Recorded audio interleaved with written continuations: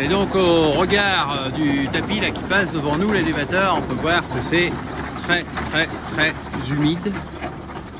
D'ailleurs quand on marche, c'est gras. Mais bon, c'est un peu la récolte des endives qui est comme ça, hein, sinon on n'en fera jamais.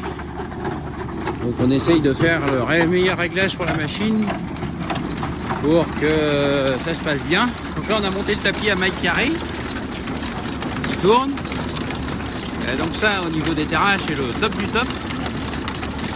Mais n'empêche que c'est un peu cher. Et quand on regarde ici, on prend vraiment très peu de terre. Hein.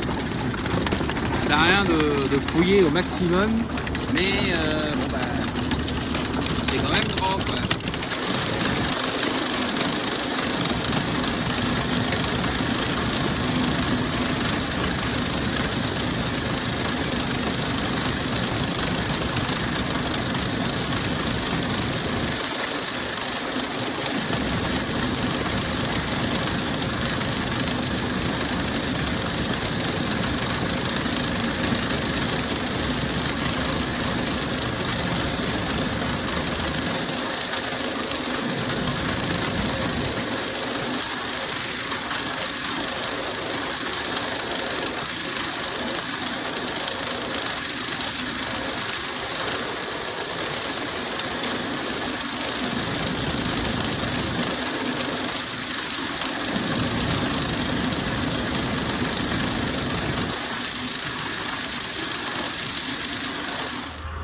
Bon et bien comme vous pouvez le voir, hein, ça colle à mort partout.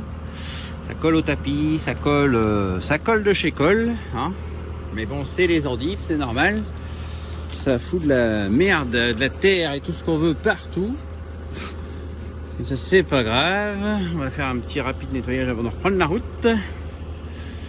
Donc là voilà le boulot fini. Donc j'en ai un Palox, j'en ai un autre là-bas.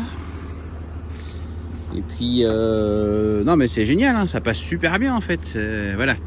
Bon l'idéal faudrait être deux parce que en étant deux, ça permettrait de faire un rapide tri quand même sur la machine, d'enlever le plus gros de la terre et tout. Mais alors ça colle carrément.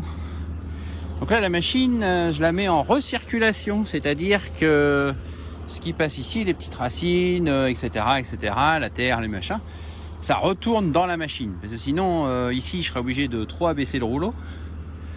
Et si j'abaisse trop le rouleau, j'ai trop de terre, j'en ai déjà de trop. Donc en la mettant ici, donc la terre, les trois quarts du temps, elle est comme ça, elle est un peu défaite. Donc elle arrive là, hop, elle reprend le couloir qui est là, la descente, elle arrive là, hop, et elle retourne dans la chaîne d'arrachage.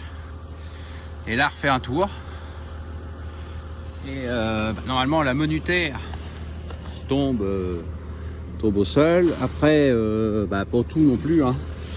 Pas tout, mais la menue-terre, le plus gros de la menue-terre tombe au sol et puis ça se retrouve recriblé, les saletés aussi. Voilà, là on voit, on a un encrassement de la machine.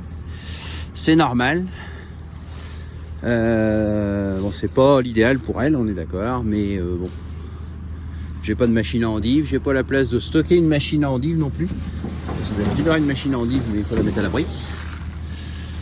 Et puis donc ça ici, là on voit c'est super encrassé et tout, mais en fait c'est pas hyper grave, enfin c'est pas gêne, hein, on est d'accord. Mais ça, je vais la remettre sous le bâtiment, la machine, elle va sécher, et le jour où je vais la mettre en route, toute cette terre va tomber au sol. Alors donc je vais pas la mettre en route ni dans la cour, ni dans le bâtiment, ni quoi que ce soit. Je vais pas être dingue. Mais ça marche super bien. Toute la terre tombe au sol. Voilà, on voit que c'est plenty partout. Hein. Mais bon, c'est pas... Voilà. Ça se trouve fait quand même. Là, il faut savoir quand même qu'on a eu de l'eau ce week-end et tout. Ça roule pas limite, mais presque. Sachant que c'est une machine à patates, que c'est pas du tout adapté... à ce boulot là, moi je trouve que ça fait un chouette boulot quoi. Bon allez, je continue mon petit nettoyage.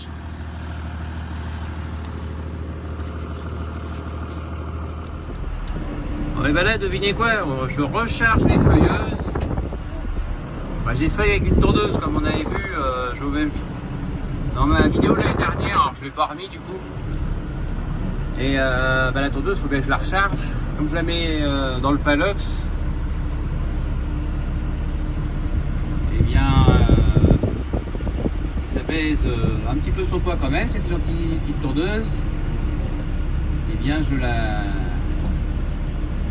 la mets et je l'enlève du Palox comme ça. Voilà.